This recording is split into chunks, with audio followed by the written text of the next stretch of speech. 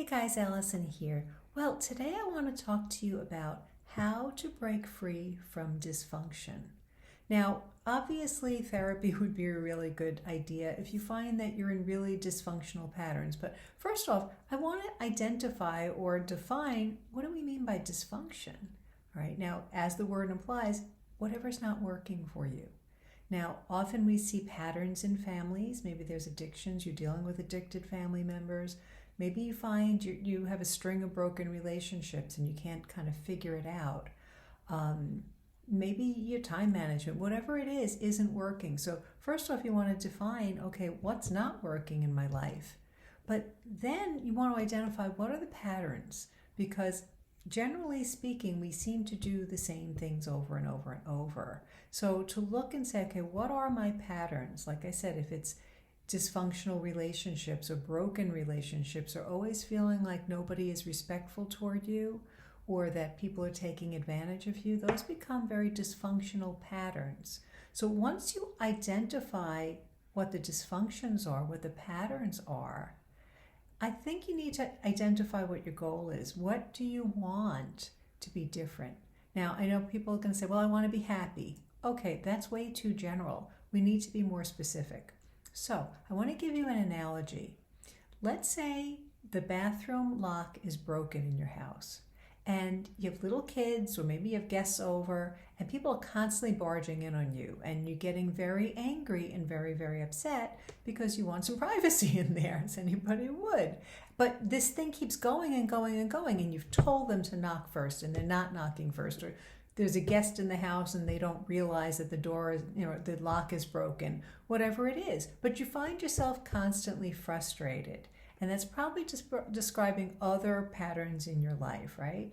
Always frustrated. So now if we identify what's the root of the problem here, it's the broken lock. Now, again, you might righteously say, well, they should knock first. Yeah, but you can't control whether somebody's going to knock or not, but you can control whether or not you get the lock fixed. All right. So if the goal is privacy in the bathroom and being less frustrated, the dysfunction is the lock. That needs to be fixed, and that's something that you have control over.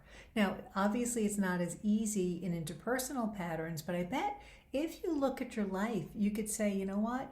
I need to learn how to say no. Or I need to set boundaries for myself and say, you know what, I'm only working until this time and then I need to stop. All right, if you feel overwhelmed, maybe your boss is taking advantage of you. Maybe you're not speaking up. So to really sit down, and I really recommend you do this with a pen and paper, so you start to see those patterns. Sometimes keeping a journal too. You can go back and say, okay, what keeps happening? Let's say you keep, getting maybe rejected in relationships or whatever it is. What is going on there? Talking to somebody who knows you, who could be objective and honest with you, kindly, is really helpful as well. Like, okay, what am I doing wrong? So the first step to breaking free of dysfunction is identifying it and doing something different, taking care of whatever the root problem is. Now, often when we come from a dysfunctional home, there's a lot of things that aren't working. Take one at a time. Just say, okay, if I can get this bathroom lock fixed, that solves one problem for me. Because then you're going to feel empowered and say, you know what, I do have the power to do something about this. Again, they should knock. You've told them. You can't control that. Focus only on what you can control. If you find yourself in patterns like that, and maybe you came from a dysfunctional family where there were addictions and neglect and fighting and whatever it was, you need to really think about talking to somebody. And that's where Catholic therapists can be very, very helpful. Because not only do you look back and look at these dysfunctional patterns, but you invite God into it in prayer, and using the sacraments can be really helpful. So I hope you find that helpful. God wants you to be free and He wants you to be happy. But we need to identify what we want in specific circumstances. It's too general to say, I want to be happy. Again, use that analogy. I want privacy in the bathroom. I need to get the lock fixed. So it sometimes is as simple as that. I want somebody to communicate better with me. Well, then I need to learn better communication patterns.